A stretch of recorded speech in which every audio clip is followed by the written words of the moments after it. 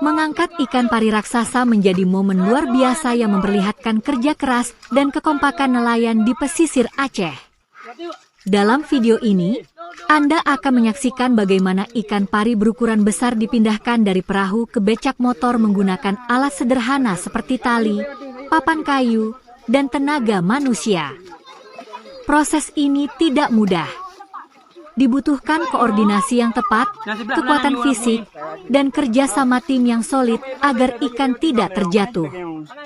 Suara arahan dan teriakan semangat menjadi bagian dari perjuangan mereka.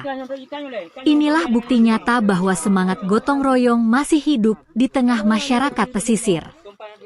Video ini bukan hanya tentang hasil tangkapan, tetapi juga tentang nilai kebersamaan, tradisi, dan kehidupan nelayan yang penuh perjuangan. Saksikan sampai akhir untuk melihat bagaimana proses ini berhasil dilakukan dengan penuh kehati-hatian dan kekompakan.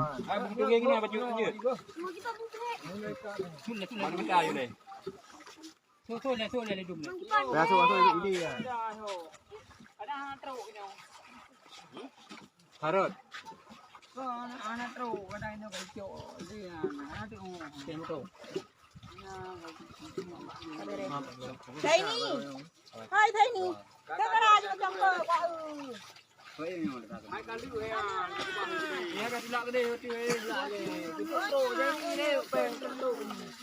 quá